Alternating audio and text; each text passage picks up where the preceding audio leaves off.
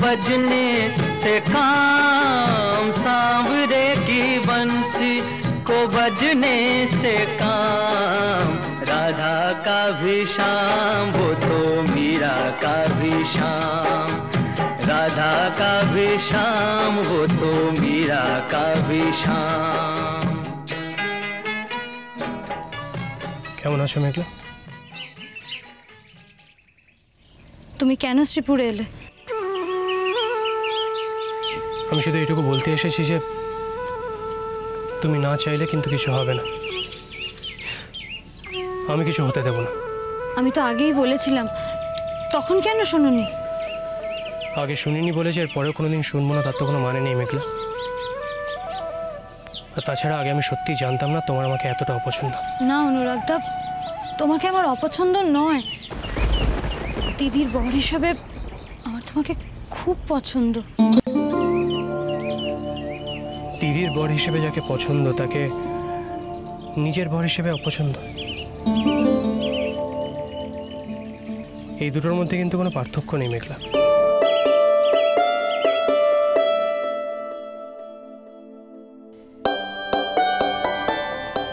আজকে আমার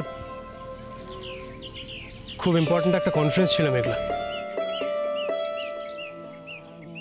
in fact I was one of its speakers. কিন্তু আমার তবুও মনে হয়েছিল যে ওই কনফারেন্সটা অ্যাটেন্ড করার থেকে আজকে তোমার সঙ্গে দেখা করাটা অনেক বেশি জরুরি। এই ম্যাটারটা ক্লোজ করাটা অনেক বেশি জরুরি। কিন্তু এই ম্যাটারটা ক্লোজ করার আগে তোমাকে কয়েকটা প্রশ্ন করা আমার জন্য সত্যি খুব ইম্পর্ট্যান্ট। করতে পারি? কি প্রশ্ন?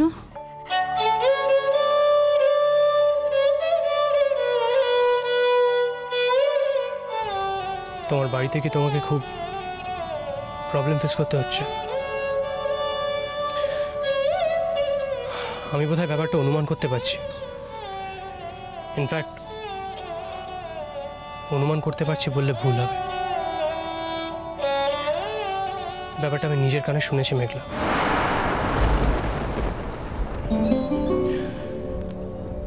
সেদিন যখন আমরা ফোনে কথা বলছিলাম আমি জানি না তোমার মনে আছে কিনা, তোমার ফোনটা বোধহয় হঠাৎ করে কেউ তোমার হাত থেকে কেড়ে নিয়েছিল।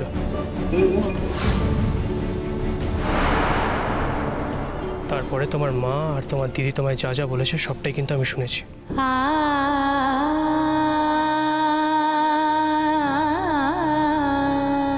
আমি জানি তুমি খুব খুব কষ্টে আছো মেঘলা। জন্যই তো। তুমি যদি দিদিভাইকে বিয়ে করতে রাজি হয়ে যেতে তাহলে তো আর। আমার চয়েসের স্বাধীনতা কিন্তু শুধুমাত্র আমার, মেঘলা। তুমি আমাকে পছন্দ নাই করতে পারো, তার জন্য যে আমিও তোমায় পছন্দ করতে পারবো না তার কিন্তু কোনো মানে নেই।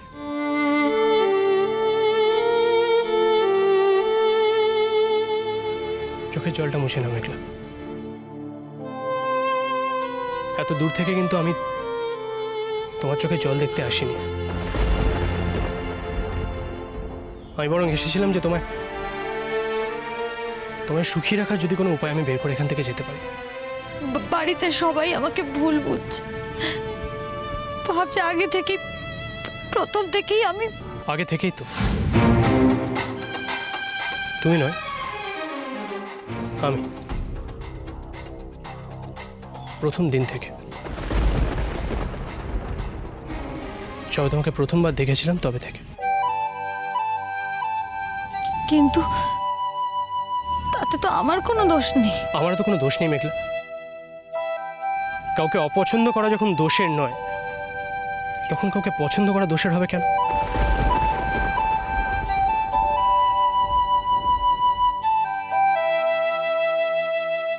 কি করলে তুমি খুশি হবে মেঘলা?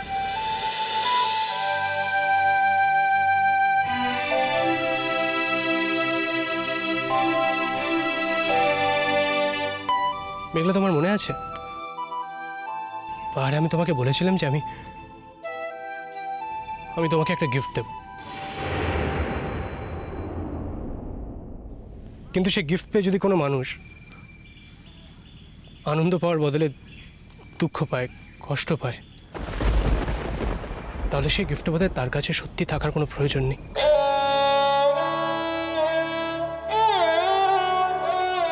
সে গিফটটা ফেরত নিয়ে যেতেই আজকে আমি এসেছি।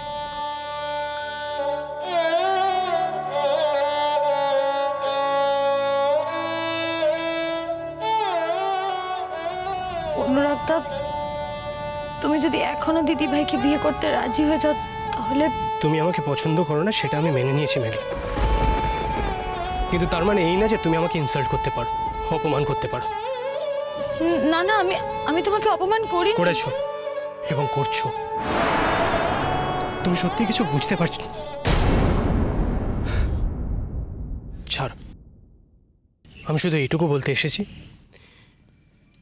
যে এরপর থেকে তুমি যেটা চাইবে শুধুমাত্র সেটা হবে।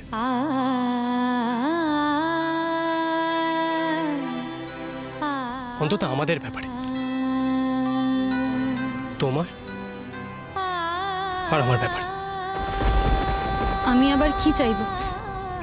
সব কথা তো হয়েই গেছে।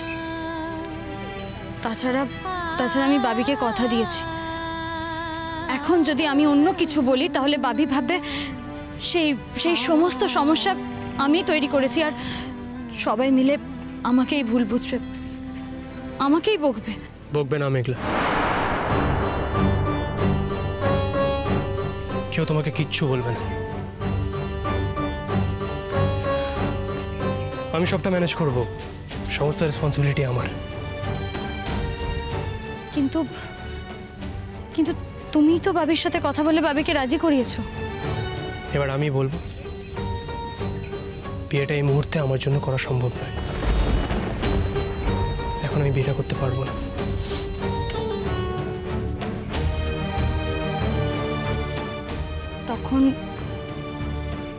তখন বাবি তোমাকে খারাপ ভাববে। ভাবু, তাতে তোমার কি? আর তাছাড়া এরপরে হয়তো তোমার সঙ্গে বা তোমার বাড়ির লোকের সঙ্গে আমার কোনোদিনই দেখা হবে, তাই আমার ব্যাপারে কে কি ভাবলো তা দিয়ে কি আর যায় আসে বল। এনিওয়ে, ম্যানেজটা যে আমি ভালোই করতে পারি সেটা তো তোমার জানার কথা।